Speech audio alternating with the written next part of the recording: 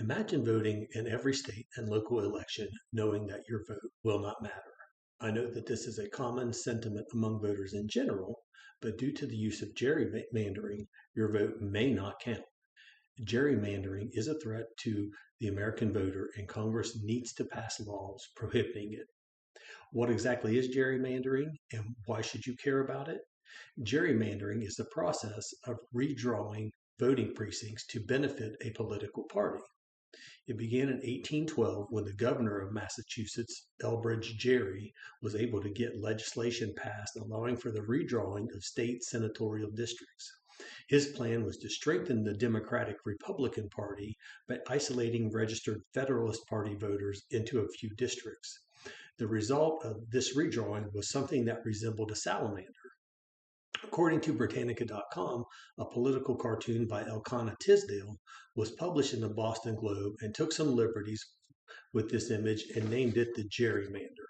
This is a copy of the actual political cartoon that was published, and minus the feet and the legs and the face, you can see that the actual voting district that was redrawn, and it does resemble a salamander in its shape.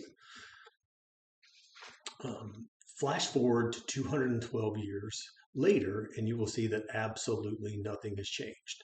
According to aspace.org, gerrymandering can consist of cracking or splitting groups of similar characteristics, or packing, which is drawing a district to include a disproportionate amount of one group of similar characteristics.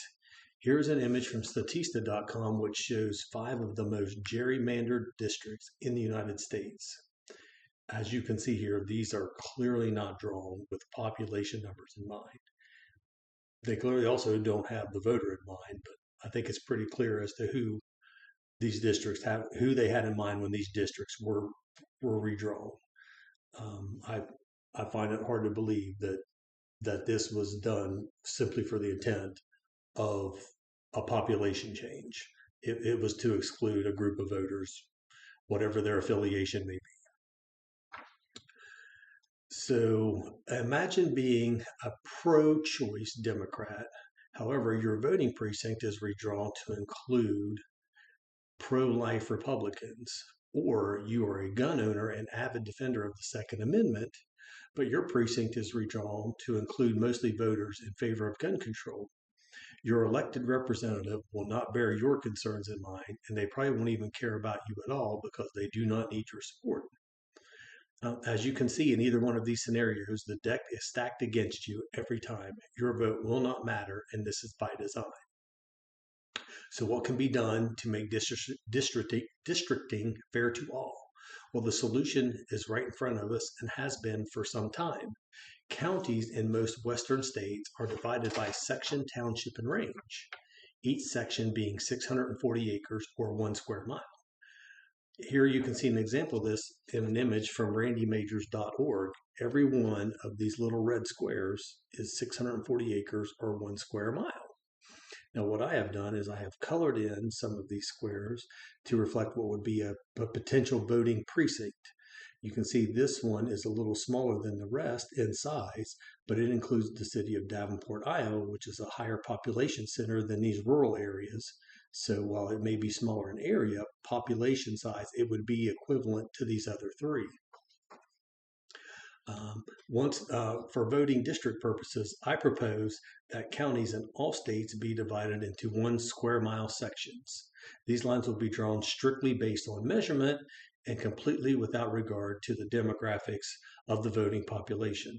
Once these boundaries are established, voting precincts can be created by grouping sections together to form precincts with nearly identical populations based on the most recent census numbers. For example, Precinct 1 would have approximately 2,500 registered voters, Precinct 2 would have approximately 2,500 registered voters, and so on. If one precinct gains population in the next 10 years, then some of its sections can be shifted to other precincts to maintain population equality. Vice versa, if one section loses population in the next 10 years, then sections can be shifted to it to increase its population and balance it out. The only determining factor in redistricting thing would be the population. The demographics of any given section are irrelevant. Once the precincts are divided equally and fairly, then everyone will have equal representation and all votes will matter. Politicians will have to appeal to all voters in their district, not just the ones handpicked for them. Our country was literally founded on the principle of giving citizens the right to choose who would govern them. It has evolved into a country in which those who govern can select who votes for them. This has to stop. We have to give the power back to the people. We need to make sure that every vote counts and that everyone has the same playing field and the same rules. Per an article on BrennanCenter.com, in 2019, the Supreme Court ruled that gerrymandering for party advantage cannot be challenged in federal court. This means the only way to change electoral districting is by having Congress pass laws to do so. This means all of you need to contact your representatives in Congress and demand that they enact legislation to end gerrymandering once and for all. Every vote does matter, so every vote needs to count. Thank you for your time.